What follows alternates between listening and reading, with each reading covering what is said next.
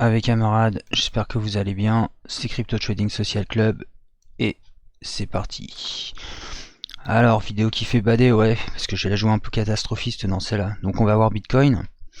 Bon, on va d'abord aller faire un tour sur les marchés pour voir ce que je vous disais sur les dernières vidéos. On va commencer par Ether. Donc Ether, je vous disais là, il est sorti un pullback, fallait le prendre là-dessus et évidemment, il est sorti à la hausse, bah ça c'est super cool, c'est ce que j'attendais depuis le départ. Donc là le but pour moi il est là, donc ça c'était mes premiers objectifs pour vous connaissez la stratégie je pense depuis. C'était de venir ici puis ensuite ici, ça je l'aurai plus tard je pense, j'ai peu de chances qu'on y aille mais bon. Déjà en tout cas mon premier objectif il est atteint, ça c'est très bien. Après c'est ce que je vous dis, un retour en pullback, donc certainement avec des prix plus bas, peut-être même que ce qu'on a actuellement. Et on va aller voir ça sur les autres coins. On va prendre par exemple Bitcoin Cash. Alors là, on fuse sur tous les marchés, donc ça c'est vraiment très bien. ETC, tout en fait, tout est vraiment là. On casse pas mal de canaux vers la hausse. Donc maintenant, là on est dans ce canal là, sur Bitcoin Cash. On va aller chercher à mon avis ça, et ensuite on viendra faire l'ABC. Alors le problème c'est que sur certains coins, je pense qu'on va aller rechercher des nouveaux plus bas, et sur d'autres, on rebondira soit sur les canaux. Et on verra après tout ça avec Bitcoin parce que évidemment on est dans une parabolique, donc ça peut être gênant. On va aller voir EOS. Donc pareil, EOS, lui, il est dans le parfait canal. On compte bien les lignes là. 1, 2, 3, 4. On est en train de faire la 5. Donc l'objectif, il est environ ici. Alors, il est même... Voilà, ça je vais pouvoir le déplacer. Il est là environ. Donc une fois après ça, ça sera fini. Donc là on aura notre ABC. Donc on est bien content que la vague 4 soit pas faite en étant super grande. Ce qui aurait été pas mal aussi dans un sens, parce que peut-être que ça aurait pu nous donner une 5 vachement plus importante. Moi c'est ce que j'attendais à la base en fait. Là c'est non, on est en train de faire les 1, 2, 3, 4, 5. Après je pense que ça va être assez violent. Donc on verra où on va retomber. Pour l'instant on en reparlera dans d'autres vidéos. XRP qui est bien sorti, alors là je suis content. Moi j'avais racheté quelque part ici, je l'avais dit en vidéo parce que je l'avais acheté ici et je m'attendais à une grosse sortie en fait à celle-là, à ce moment-là, mais il l'a pas fait, donc on avait tradé ça si vous vous souvenez. Ensuite c'était retombé, j'avais acheté par là, et puis voilà, maintenant mon objectif il est là, c'est ce que je vous avais déjà expliqué en vidéo il y a quelques temps. ETP, alors ETP, bon, je vais peut-être pas le faire, il est super bien monté, mais pareil, je pense que si Bitcoin lâche, bon, il relâchera, il ira sur les bas de canaux du triangle, mais lui il est dans un range, donc là il reste là-dedans. Ce qui va être intéressant, c'est quand il va s'extirper de tout ça, ok, parce qu'on est tout le temps dans le cas d'un triangle, on va voir ce qui va se passer, mais en tout cas pour l'instant, toujours du très bon sur ETP. Litecoin, même config que EOS. 1, 2, 3, 4, 5. Donc l'objectif là est ici. Donc aux alentours de 115. Donc là on voit bien les vagues qui sont bien faites. Alors si ça va bien fonctionner. Hop. Hop. Une méga 3. Une belle 4 et une 5 qui devrait nous tirer ici. On va aller voir Monero aussi. Alors Monero, lui, un peu comme Bitcoin Cash, mais en plus violent, il a été cherché, sorti du canal, donc ça c'est le cas sur quelques coins, donc là tout simplement ça on peut le déplacer, et le but c'est de retrouver ces prix là. Donc là à partir de là, c'est pareil, hein. 1, 2, 3, là on a peut-être pas de vague 4, ou si c'est une 3, une 4, une 5, ouais c'est bizarre. Donc ça on verra par la suite. Donc en tout cas, je pense qu'ici après ça va être la dégringolade. À moins que, mais ça on le verra sur Bitcoin. Pareil, 1, 2, 3, 4, 5. Ok. On va voir ce qui va se passer sur ce genre de coin. Là, je pense qu'il est en train de casser vers le haut. Ouais, je vais voir en daily un coup. Ouais, casser le premier objectif. Les objectifs, c'est ici. Donc ça, on peut le déplacer ici maintenant. Ok, je pense qu'il ira là. Maximum, à moins qu'on ait une grosse folie sur Bitcoin. Alors, ETC... BAT, pardon. ETC. Alors OTC il est intéressant, il était dans un canal où il a cassé l'ancien canal, pardon. Donc soit on est tout le temps dans le cadre d'un ABC et le Bitcoin tient pas, et évidemment bah, on reviendra là-dessus. Ok. Donc là, à voir, ou alors il arrive à s'extraire, parce que là on voit qu'il dépasse pas cette résistance. S'il s'en extrait, bah là évidemment il pourrait nous faire un pump, et donc là ça pourrait être donc potentiellement ça, une vague 3, ça en fait une grande 4, et une vague 5 qui nous amènera ici. Donc aux alentours des 59,60. C'est jouable, hein. C'est jouable, on a vu que BAT ça pouvait descendre et lui monter tranquillement, faisait son petit bonhomme de chemin de manière un petit peu individuelle. C'est possible. Toutefois on a quand même fait des belles, mais ça pourrait bien ressembler à une 3 ça quand même, hein. Une 3, une 4, une 5, bon on verra, il va falloir vraiment s'extraire de ça. Là ça va peut-être être intéressant à prendre, bah, sinon évidemment c'est ce que je vous avais dit, on reviendra en pullback. Allez, un petit tour sur BNB.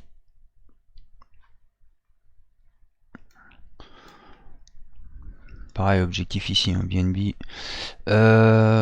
Donc là, on peut considérer que ça, c'est une vague 4. Vague 5, il a pété son ATH.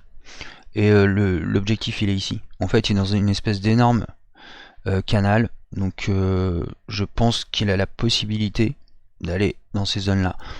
À voir, à voir. Évidemment, après, ça sera de même. Ça sera la BC. Ok. On va aller faire un petit tour sur Iota, tiens. Il a bien pulsé quand même. Donc lui pareil dans une espèce de range, il est en train de le mécher, bon il passe pas pour l'instant. Donc là on a ce range qui est ici, hop. Il a pas fait des perfs de ouf Iota. Hop. Ouais, dans ce range ici on va voir s'il s'en extrait ou s'il réintègre aussi sec.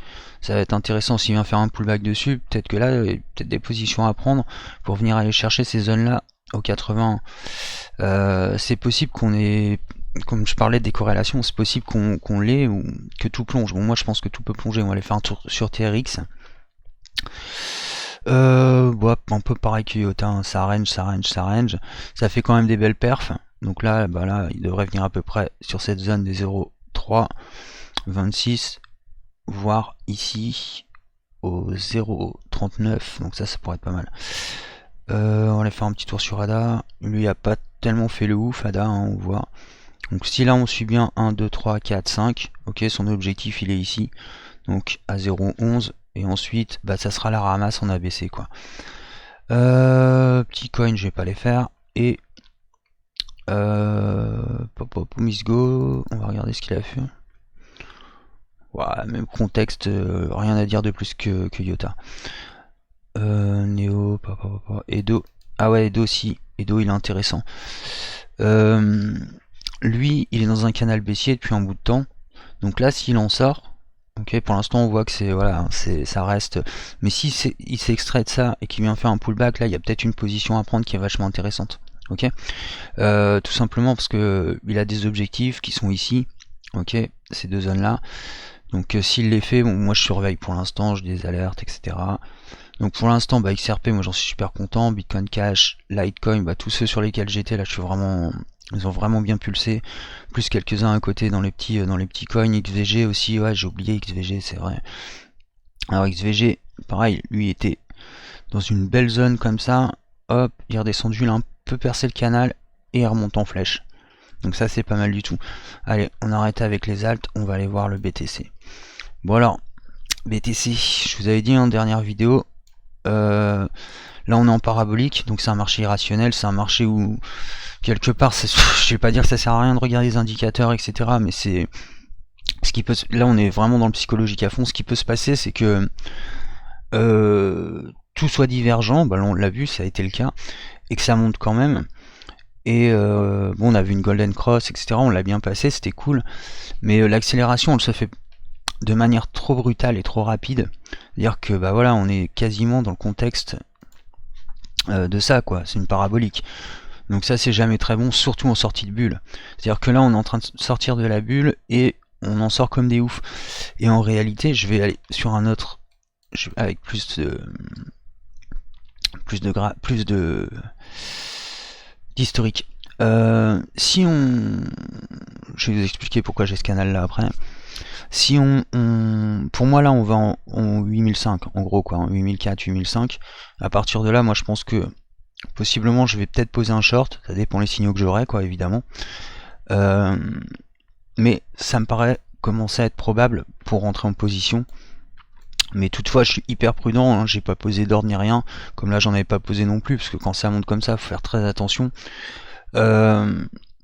Ce que je vais observer maintenant, c'est des divergences se faire. Là on voit qu'en 4 heures elle commence à se faire tout doucement, hein, divergence baissière.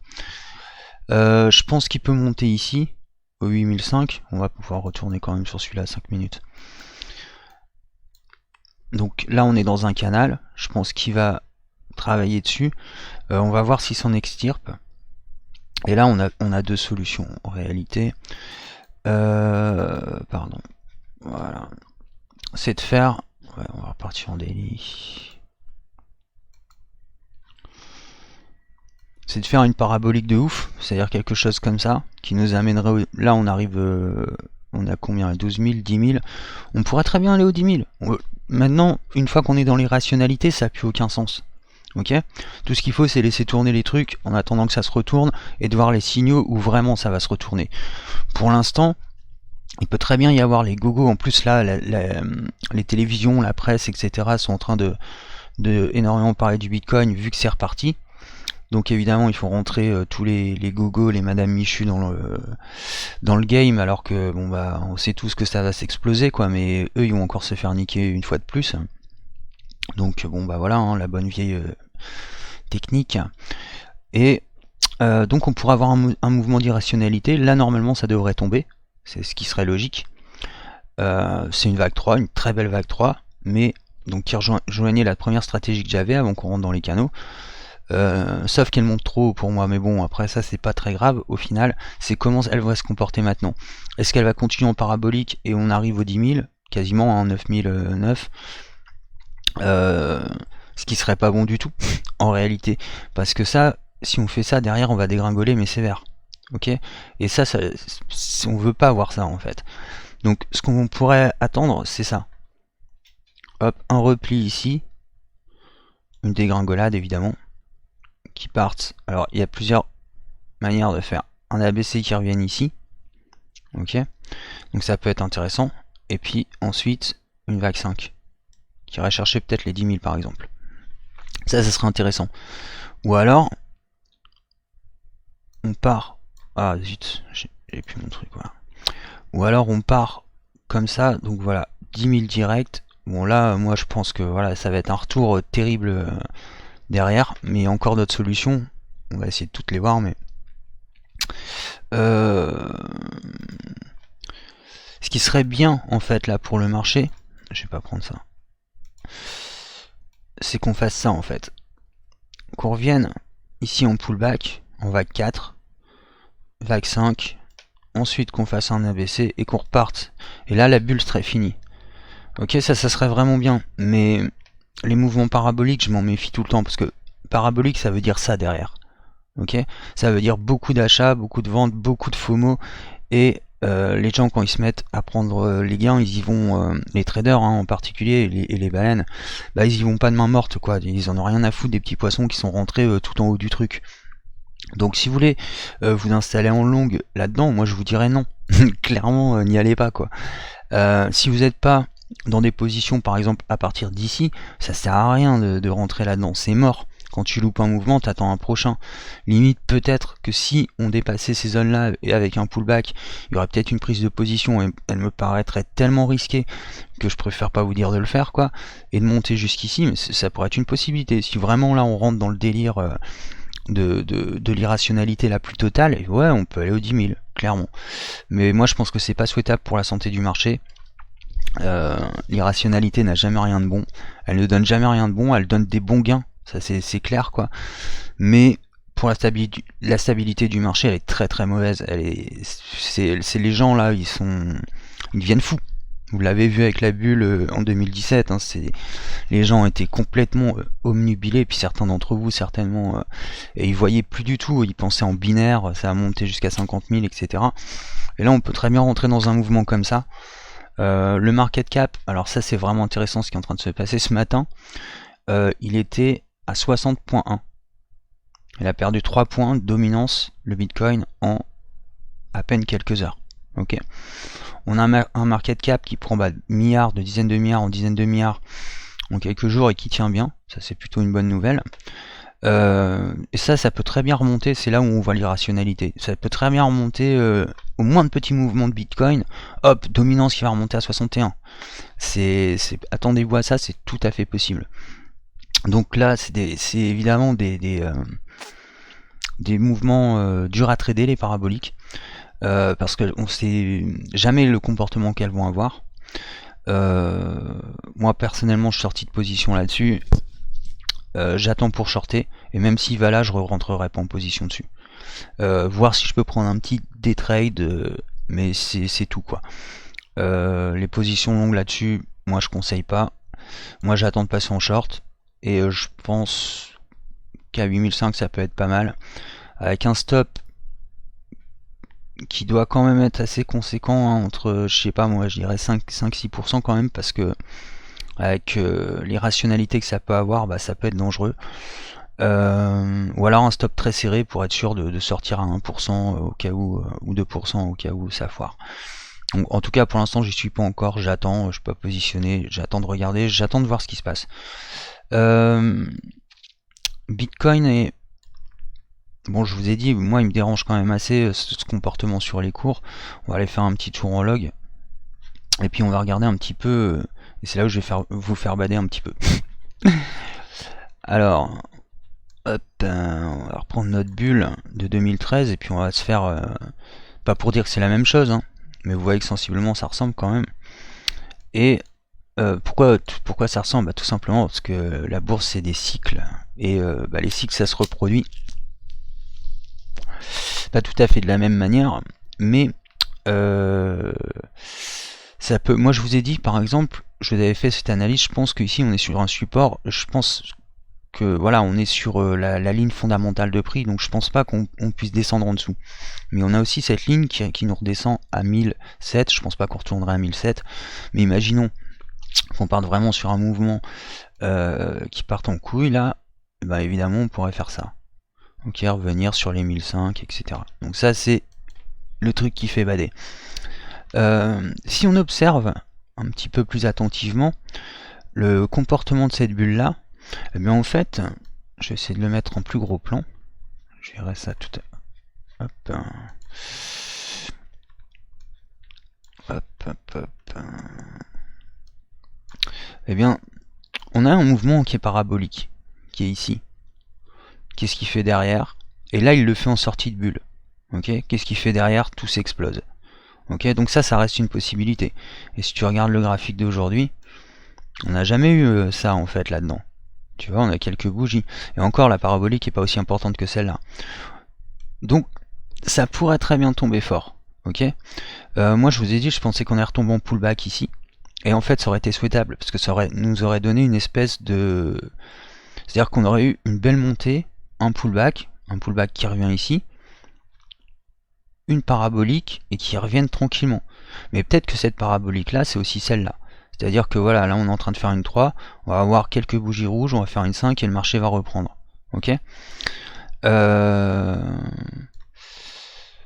force acheteuse est plus importante qu'à cette époque. Hein. Mais fondamentalement, ça pourrait être possible. Donc là on pourrait très bien avoir un Bitcoin qui tout d'un coup reprend son cours, hop, vague 4, vague 5. Donc là on obtiendrait les 10 000. Hop, un ABC, puis ensuite on repartirait sur les cours tranquillement jusqu'à la prochaine bulle. Ça serait plutôt positif en réalité pour nous tous.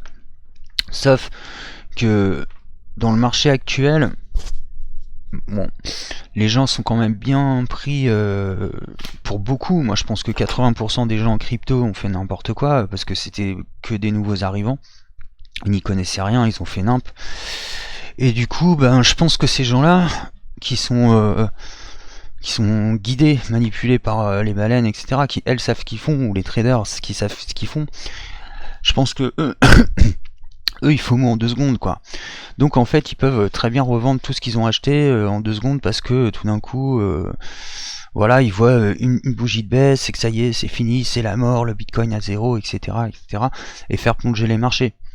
Donc voilà, ou une baleine qui fait tout simplement une grosse vente pour aller chercher des prix plus bas, puis éclater les stops de tout le monde, éclater les... Enfin voilà, donc ça marche comme ça, hein, donc c'est tout. Donc il va falloir faire attention à ça.